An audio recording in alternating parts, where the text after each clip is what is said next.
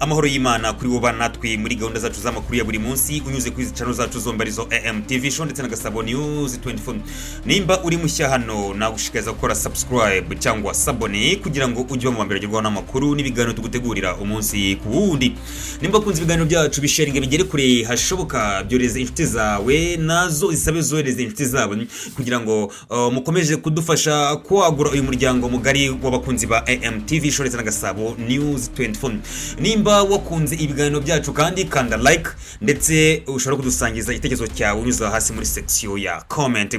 Nje na breaking news amakuru nkuzaniye n'amakuru yihutirwa cyane, amakuru yiturika ry'igisasu cyo bwoko bwa grenade ryabereye mu mujyi wa Bukavu. Ni igisasu cyaturikiye ahari hateraniye inama yahuje burugumestre w'akarere ka Kadutu hano mu mujyi wa Bukavu. Ni inama yari gamije kurebera hamwe ibyo amaze kugeraho kuva yaturwa kuyobora aka karere ndetse no kugaragariza abatuye muri komine ya Kadutu bimwe mu bikorwa biteganyijwe gukorwa muri iki gihembwe ndetse n'ibindi bikorwa biri mu nzira.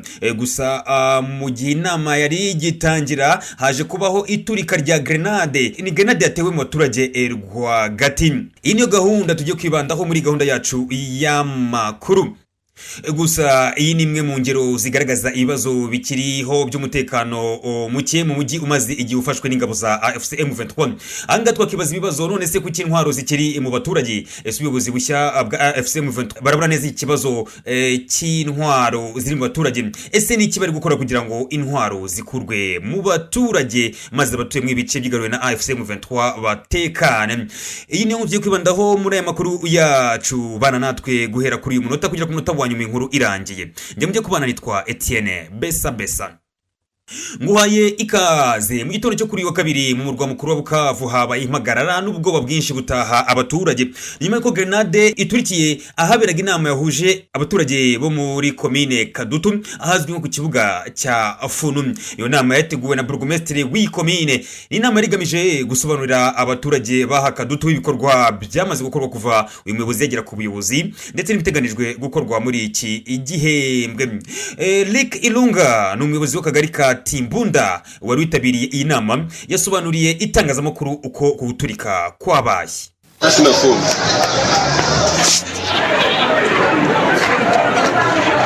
Gari ya burugumestre ile ilikimbia, walikuwa funga barabara. Imodoka burugumestre ingiri ya hariya bari bagiye gufunga umuhanda, ikakimbie kaacha vyote, iriruka isiga byose.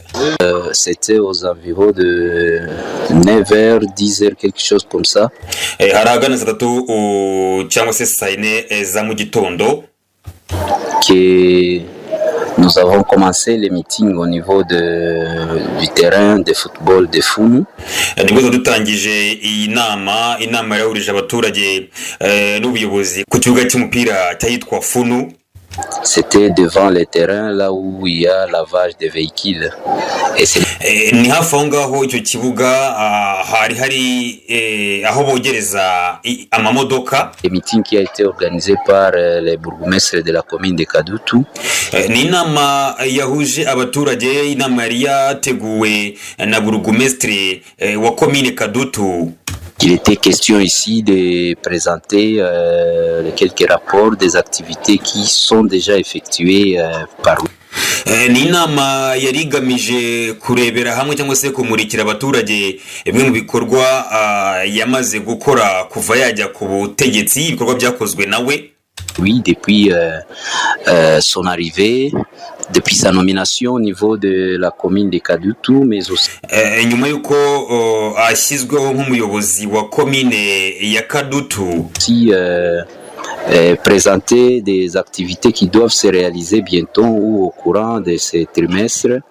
Ndetse iyi nama inagamije kurebera hamwe ibindi bikorwa uyu muyobozi ateganya gukora muri iki gihembwe gikurikiye ndetse n'ibikorwa byamaze gutangira.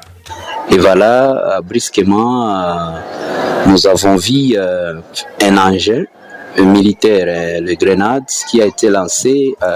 Nyuma yaho nibwo habaye icyo gitero cyagabwe aho grenade yatewe mu baturage bari bitabiriye iyi nama.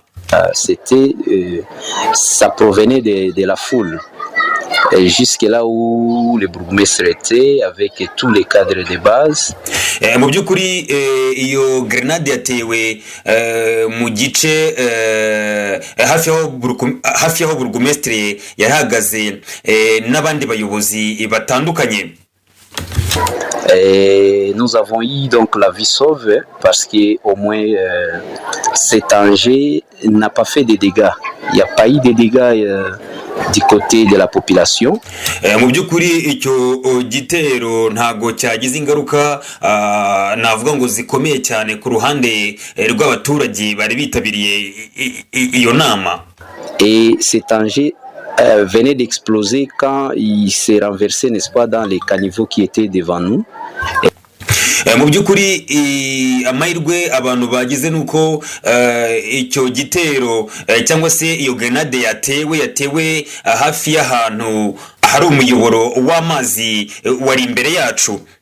Et c'est ça la grâce qu'on a eue, sinon on allait compter vraiment des dégâts en vies humaines. Donc mu by'ukuri ayo niyo mahirwe twagize. Iyo bitaba ibyo ngibyo ngira ngo igitero cyari kuba cyahitanye abantu benshi cyangwa se ubuzima bwa benshi. À l'heure où nous vous parlons, il n'y a pas eu de dégâts en vie humaine. Mu by'ukuri ubu tuvugana kugeza amagingo ngaya navuga ko iki gitero kitagize ingaruka zikomeye cyane cyane ku baturage cyangwa se ku buzima bw'abaturage. Donc jusqu'à maintenant on peut dire juste qu'il y a eu des petites blessures mais gusa kugeza amagingo ngaya icyo navuga nuko hari bamwe mu baturage bakomeretse ariko ku buryo navuga ngo ntago bukomeye cyane. Pas de blessés graves. Nta bigeze bakomereka ku buryo bwa cyane. Que le fait que les gens pouvaient courir d'ici et là et suite à la paire, voilà, c'est là qu'on pouvait enregistrer quelques blessés, mais il n'y a pas eu vraiment de blessés, il n'y a pas eu de blessés graves. Kugeza ubu ntiharatangazwa inkomoko y'icyo gisasu cyangwa ukekwa kugitera mu baturage, ariko gisa nk'ikigaragara nuko ubuzima bw'abaturage bwari mu kaga muri aka gace kuva umutwe wa FCM 23 wafata igice kinini cy'umujyi wa Bukavu.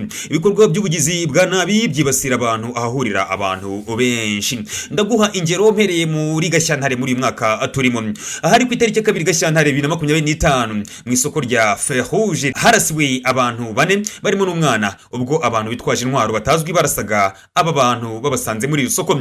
Tariki 18 Werurwe muri uyu mwaka turimo mu rusengero rwitwa Saint Christ, aha naho hatewe igisasu mu gihe cy'amasengesho ya nimugoroba, abantu batatu barakomereka. Naho ku itariki ya 3 Gicurasi muri uyu mwaka kandi mu kabari kazwi nka Montblanc hano mu mujyi wa Bukavu habayeho kurasana hagati y'abitwaje intwaro n'abashinzwe umutekano, bituma abacuruzi benshi bafunga ibikorwa byabo. Nyuma y'isuzuma ryakozwe mu mpera za Gicurasi muri uyu mwaka turimo n'itsinda ryihariye rya AFC M23 hagaragaye ko umuturage umwe abarirwa ku mpuzandengo y'imbunda ebyiri cyane cyane mu duce twa Panzi, Nyamugo n'ahitwa Bagila. AFC M23 maze gutangaza gahunda nshya yo gukura intwaro mu baturage, aho baganiriza abaturage bakazana intwaro babitse mu ngo zabo ku bushake cyangwa se hakaba imikwabo itandukanye abaturage bakakwa izo ntwaro. Uyu ni umusozo w'iyi nkuru twaguteguriye, reka ngushime cyane ubana muri gahunda zacu z'amakuru ya buri munsi. Amakuru nk'aya nakagaruka kuri AM TV Show na Gasabo News 24. Shalom.